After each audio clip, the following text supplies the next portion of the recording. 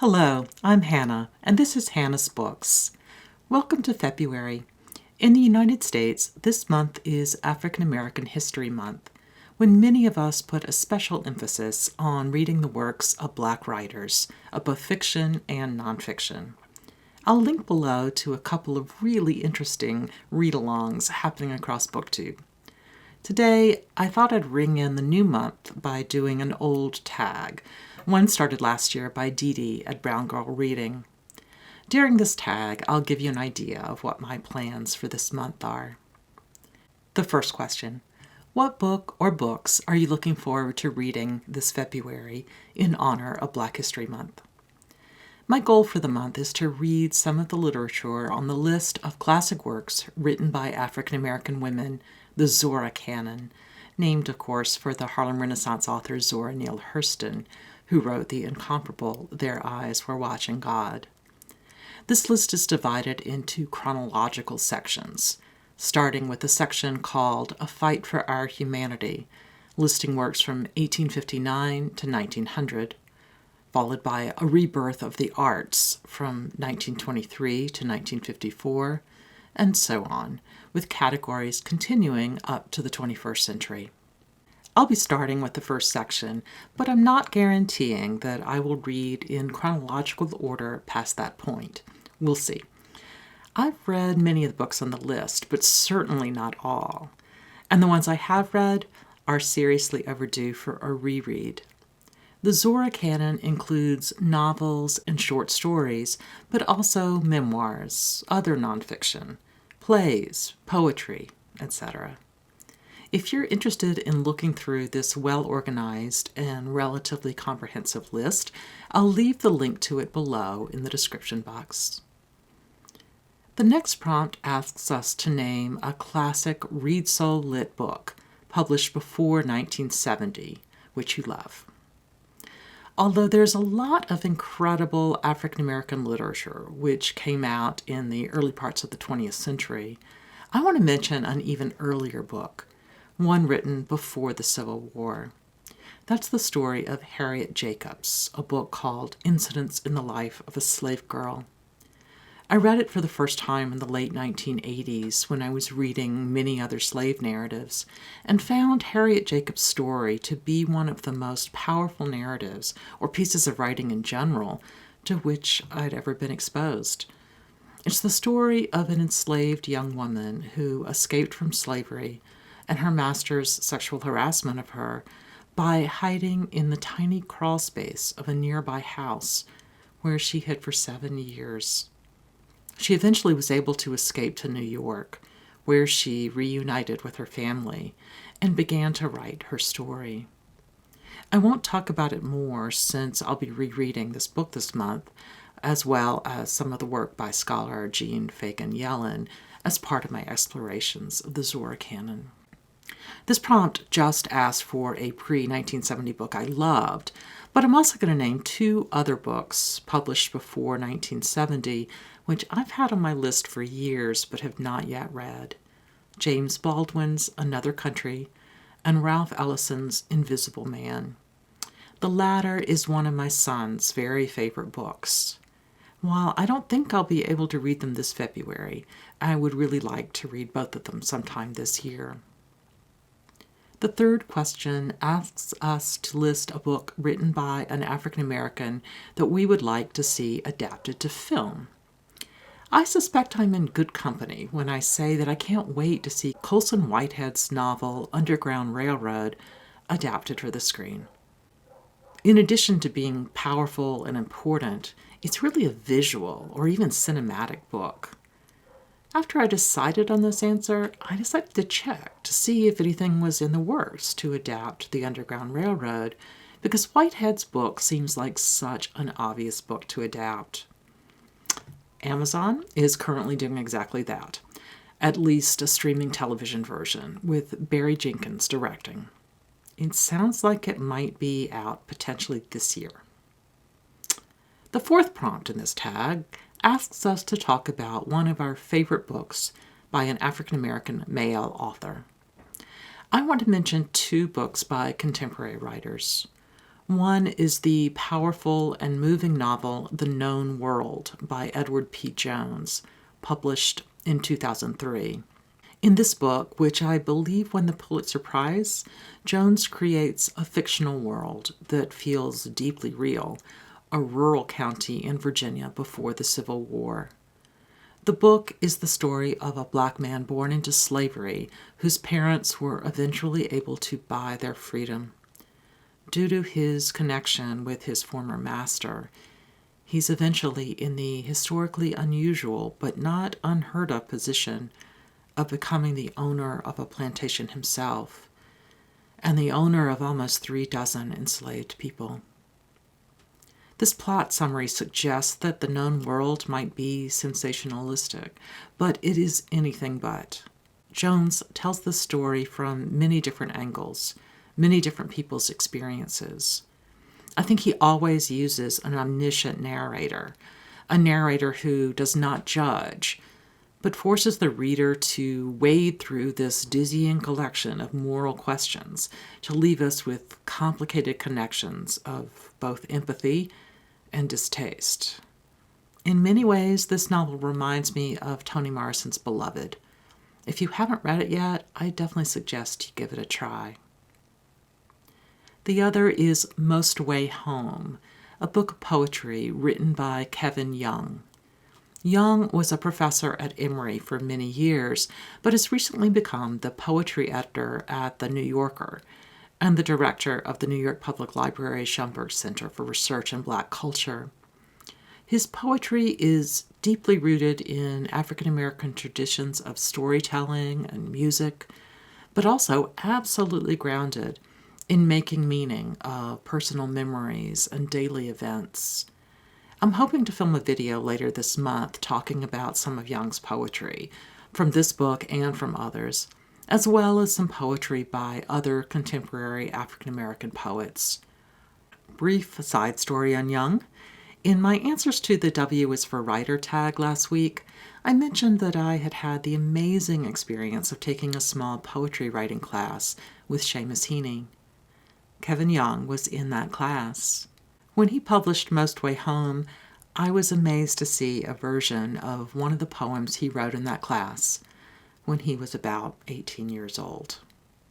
He was a voice of great nuance and maturity, even then.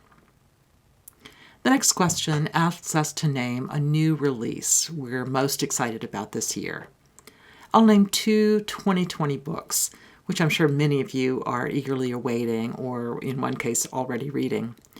The first is an old book, soon to be published for the first time. Zora Neale Hurston's Hitting a Straight Lick with a Crooked Stick, a collection of short stories about love and identity, as well as racism and sexism. I'm very excited to read it. The second 2020 book I'm eager to read is Yaa Gyasi's Transcendent Kingdom. Sadly, Gyasi's debut novel Homecoming wound up being a bit of a disappointment for me.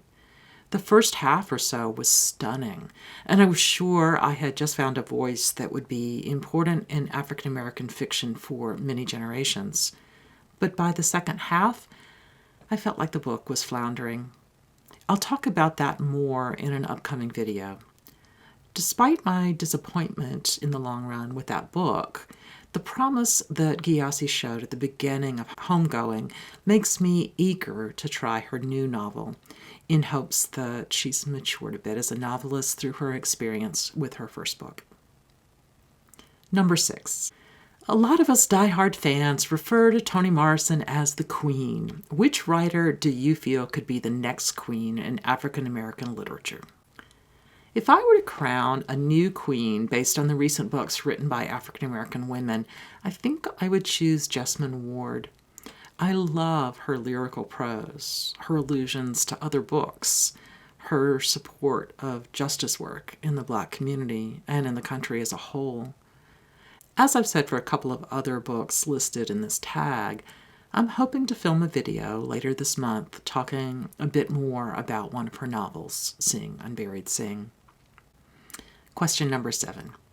What's the last book by an African American author you read and loved? Tomorrow, I think, I will be posting a video about the first month of Toni Morrison 2020 and our group read of the author's debut novel, The Bluest Eye. I first read The Bluest Eye when a friend recommended it to me back when I was in college in the late 1980s. If anything, I loved it even more as I read it this time. I was really blown away by the power and sadness of the story. I'm so intrigued by the way these characters that don't really develop much over the course of the novel, just stay with the reader and live with us. And I'm amazed by the way Morrison uses an element of found text to work in ways that change and develop over the course of the novel. What a book. If you're interested, there'll be more discussion of this rich book tomorrow. And my recent reads post last week included Jacqueline Woodson's lovely novel, Another Brooklyn. The two books are a terrific pairing, since they talk about many of the same issues, so much so that I suspect Woodson was quite consciously responding to Morrison's novel. I'll link to that video below. I highly recommend reading these two books together. The 8th prompt asks us to show a beautiful book by an African-American author. I'm really loving the cover of a recently released book I'll be mentioning in my Bluest Eye post tomorrow, The Toni Morrison Book Club by Judah Bennett, Winifred Brown-Glode, Cassandra Jackson, and Piper Kendricks Williams, a group memoir where the author's stories emerge after these 4 professors engage seriously with the novels of Toni Morrison. The book is interesting, but it definitely isn't as good as Morrison's work themselves, fiction or nonfiction.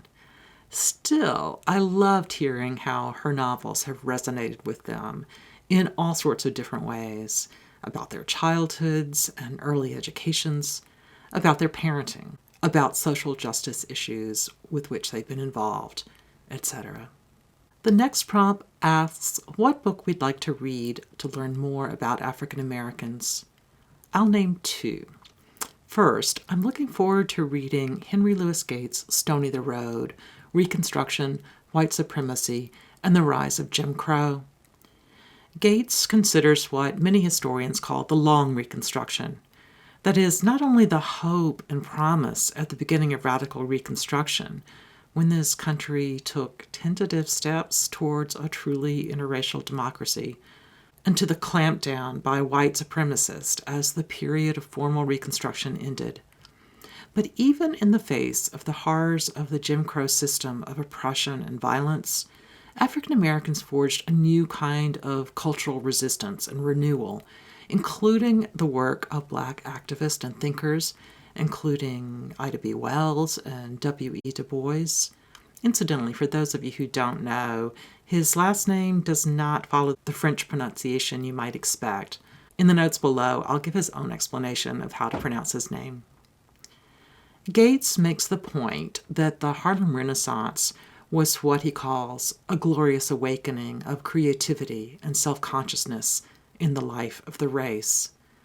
But he's also insistent that, quote, no people in all of human history have ever been liberated by the creation of art, especially when that art often emphasized the role of an elite or intellectual group set apart from the experience of African Americans in general. Gates is more moved by the resurgence of what he calls the Black vernacular, and especially its emphasis on music, jazz, and the blues. The second book I'd love to read to learn more about African Americans is Michael Twitty's relatively new book, The Cooking Gene, a journey through African American culinary history in the Old South. You may have seen his fantastic essay that made the rounds through social media last year, which I'll link to below. In the essay, Twitty explains that one way enslaved African Americans resisted the system of slavery was not by running away or by violence, instead by nurturing their connections to African traditions and cultures, in which were embedded ideas about spirituality and healthcare, environmental practices, and language. When I read his essay, I was thrilled to find that in this short essay, Twitty quoted my father, an historian who wrote about the process of transition between different cultures in West Africa to the slave culture that developed in coastal South Carolina, an area with a very high black population. My father used the idea of linguistic creolization to think about cultural transition on a scale larger than linguistics, a transition that could be used metaphorically to talk about everything from naming practices to foodways. He invented the term culinary grammar to describe the latter, and it's that term that Twitty referenced. I'm excited to read The Cooking Gene, and I'm eagerly awaiting the time when I finally make it to the top of my library's whole list on this book. The last substantive prompt asks us to talk about what we're currently reading. I just started Well-Read Black Girl, Finding Our Stories, Discovering Ourselves, edited by Gloria Eden, a collection of essays and conversations with everyone from Jessamine Ward and Tayari Jones to N.K. Jemisin and Jacqueline Woodson. All are talking about what Eden calls the intersection of narrative and self-image. As she says, reading allows us to witness ourselves. Often, for bookish people at least, the way we think through who we are and what we care about is by reading and writing. If you grow up seeing most of pop culture not seem to notice that you and people who look like you live here, it must be incredibly powerful to see Black characters in the books you read. These African American women authors write about how they found their way into literature, into life as a whole via text. The books listed by these authors are an incredible resource. I was really moved by something else too. Importantly, I think, sometimes the witnessing of oneself can happen when reading a book by a dead white man or woman, or a living white man or woman. For example, Jessamine Ward writes about reading Charlotte's Web, Anne of Green Gables, The Secret Garden, From the Mixed Up Files of Mrs. Basil E. Frankweller, etc. Books with spunky heroines. She says, "These girls I encountered, whose skin I inhabited, felt like friends." She met an invisible sister in the narrative. And isn't that the point of reading? When we encounter a book, we live that story in some way. We become sisters and friends. Other people's lives become our lives. That's exactly why it's so important for non-Black people, for white people, to read works by African American authors and other Black authors from around the world. So that's it for this tag. Since this is not a current tag, and I know many of you did it last year, I won't tag anyone. But if you've not done it, I would love to see your answers. And if you have done it, but have new answers this year, I'd love to see your update. I hope you have a great reading month. Thanks for joining me today on Hannah's Books. See you soon.